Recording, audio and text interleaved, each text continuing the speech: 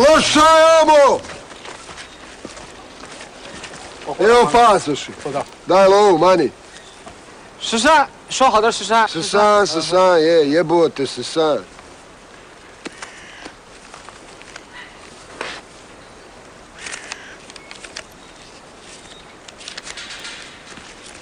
Ajde izbroj. 不许抢我的钱！说好的13，你们钱还给我！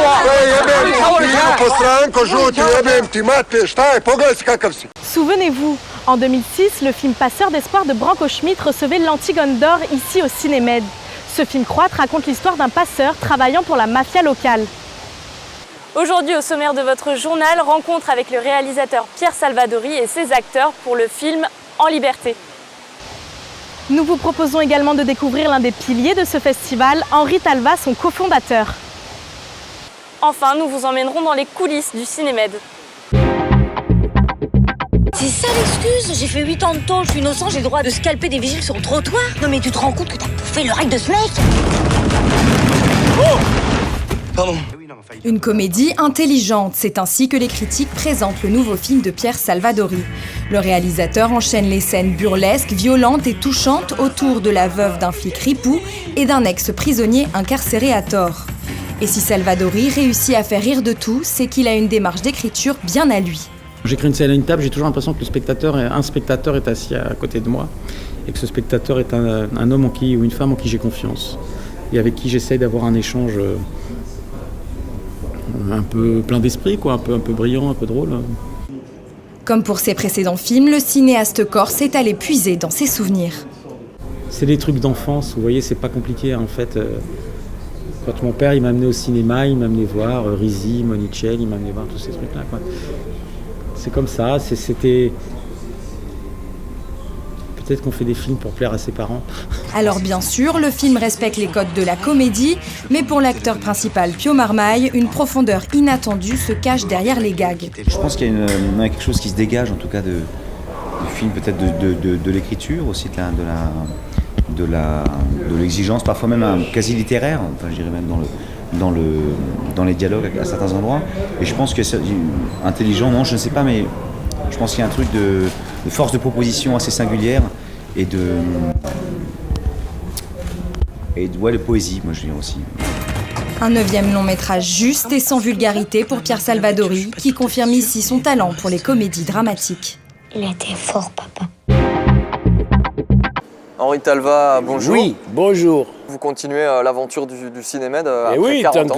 c'est cette histoire de cinéma en général, puisque ça a commencé avec un ciné-club qui continue. Ce festival qui était d'abord des rencontres et tout, c'est ma vie, hein. Voilà.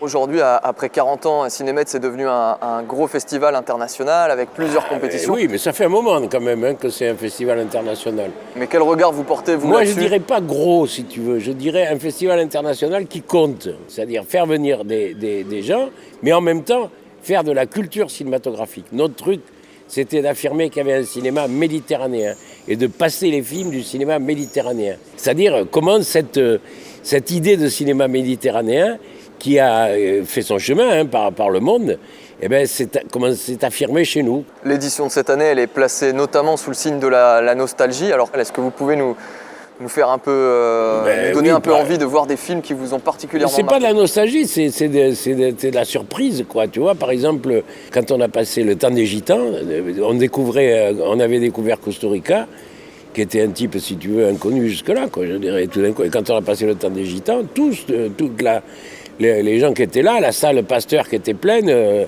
on a été complètement subjugués, quoi, tu vois. Voilà. Je pense que la culture cinématographique est une culture de l'image très très importante dans le monde où on vit, et malheureusement, elle est maltraitée. Alors que dans le festival, il y a tout un travail de sélection, tu vois. Si tu vas voir des courts-métrages, il y a de la création, quoi.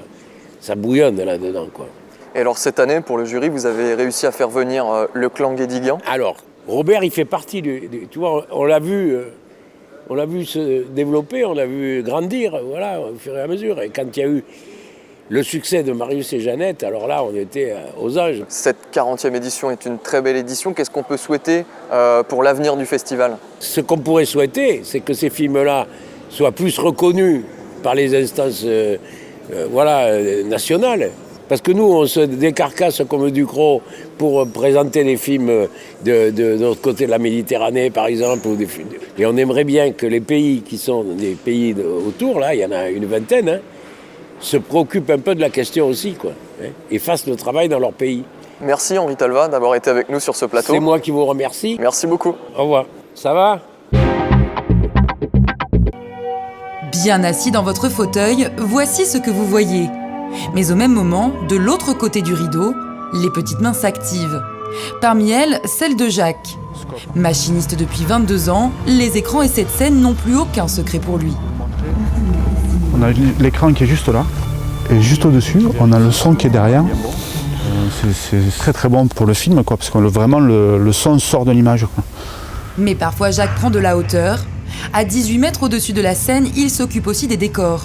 Invisibles pour vous, mais essentiels au bon déroulement d'une pièce de théâtre. Un système bien rodé qu'il connaît sur le bout des doigts. Quand je fais ça, mon décor descend. Particularité de cet opéra, certaines levées de décors se font à la force des bras des machinistes. Si par exemple en bas on met un décor de 300 kg, on est obligé de mettre 300 kg là-dessus pour que ce soit équilibré et qu'on puisse monter ou descendre le décor. Homme de l'ombre, Jacques, le machiniste, est aussi technicien lumière. Après une longue traversée dans les dédales du quorum, il prend le contrôle des éclairages de la salle dans cette régie au-dessus du balcon. Et bonsoir à toutes et à tous et bienvenue à cette première projection. De quoi mettre sous le feu des projecteurs le résultat d'une journée de travail bien remplie. C'est maintenant la fin de votre journal. Mais retrouvez-nous demain avec un sujet controversé, la parité au cinéma. Bon film!